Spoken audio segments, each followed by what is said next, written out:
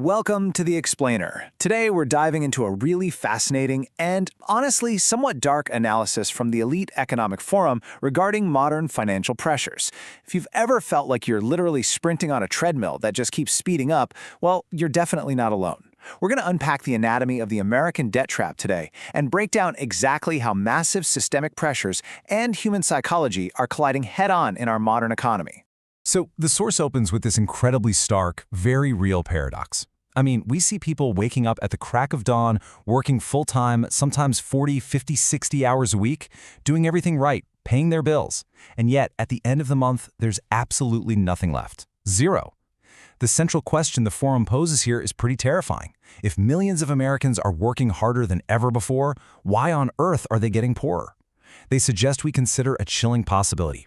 What if the modern system simply wasn't designed for the average person to actually get ahead? All right, let's jump right into Section 1, the external trap, systemic pressures, and stagnation. According to the analysis, the average American isn't exhausted because they're lazy. No, they are exhausted because they are quite literally being financially hunted. Every single month becomes this frantic, paycheck-to-paycheck race against disaster. You've got your rent, your insurance, gas, a dozen subscriptions, and old debt just piling up so fast. A single missed paycheck or, one unexpected hospital visit is all it takes for the entire house of cards to just totally collapse. Survival itself has become incredibly expensive. The Elite Economic Forum actually calls inflation the silent thief. And honestly, that hits the nail right on the head. It doesn't scream at you, it whispers. It's an extra dollar here, maybe $5 there. A quick grocery run that used to be $80 quietly creeps up to $140, which is wild when you consider basic staples can jump 20% in a single year. Suddenly, a simple fast food night for a family hits $50. Your rent, gas, electricity, they all slowly creep up. The cost of just existing goes up, but your paycheck completely fails to adapt, slowly draining away your purchasing power. Now let's look at housing, which is probably the most glaring example of this. 50%. In so many American cities today, rent now consumes half, sometimes even more, of a worker's entire income. Just think about the sheer math of that for a second. When half of your raw energy, your time converted into money, goes solely toward just keeping a roof over your head, well, shelter is no longer just a basic need. It morphs into this massive, crushing financial burden. The source highlights a really massive generational shift going on here. For previous generations, housing meant stability. It was the absolute bedrock of the American dream. But the modern reality is starkly different. Housing is now survival warfare. For young people today, the idea of saving for a home while simultaneously battling rising interest rates and exploding property values feels like trying to climb an impossible mountain with a boulder tied to their backs. They end up delaying marriage, having kids, basically delaying life itself, simply because shelter is so financially terrifying. And speaking of boulders tied to their backs, let's walk through this timeline of the college promise. Millions were told that a college degree was the absolute guaranteed ticket to success, right? So at age 18, kids are signing these incredibly complex loans, usually way before they even fully grasp how interest works. By 22, they start adulthood tens of thousands of dollars in the hole. By age 30 and beyond, they're forced to delay saving and investing entirely. The source views this student debt as far more than just a financial hurdle. It's this heavy psychological weight. It makes young adults feel like their future is already owned by someone else before they even really start living it. Then, of course, there is the healthcare system. The source argues that here in America, just getting sick is a terrifying financial crisis waiting to happen. The fear of medical bankruptcy is so profound that it literally traps people in jobs they absolutely hate simply to keep their health insurance. People aren't just managing their physical health problems, they're trying to manage the immense financial dread attached to those problems. And as the analysis points out, fear is expensive. It forces people into making desperate financial decisions. To cap off these external pressures, the forum points to this massive disconnect in wage stagnation.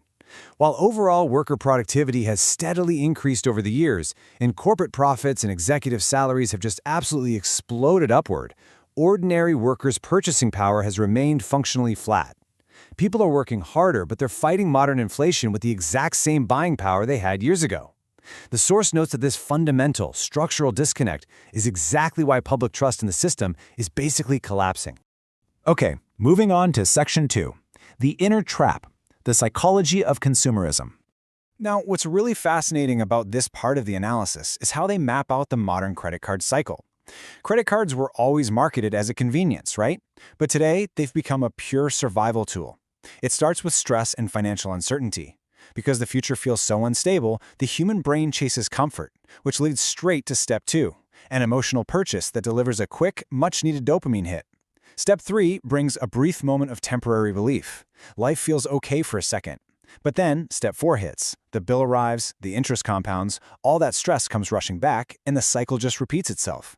Compounding this whole vicious cycle is the evolution of how we compare ourselves to others. Historically, you might have compared yourself to your neighbors, which is a local, somewhat manageable scale. But today, you are comparing yourself to millions of strangers online. The source actually views modern social media as a form of psychological warfare. You are constantly bombarded with these perfectly curated luxury lifestyles, and it pushes people to spend money they don't actually have just to imitate lives that might not even be real in the first place. This brings us to a really powerful assertion from the report. They state that modern consumerism isn't about buying products anymore. No, it's about buying identity, not stability.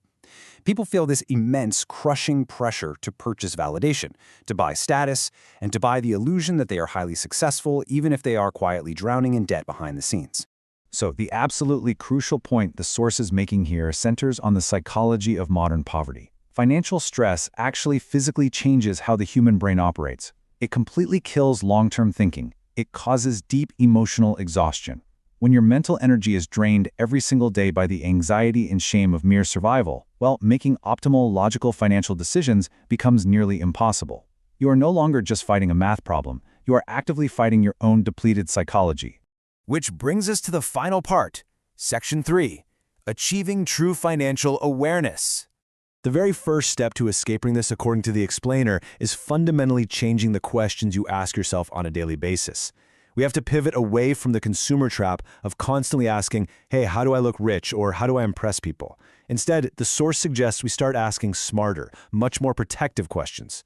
Things like, how do I become financially free, and how do I protect my future?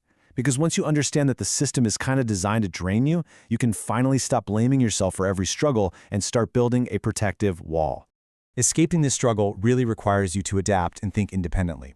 The road to financial freedom, as summarized by the forum, involves some really solid actionable takeaways.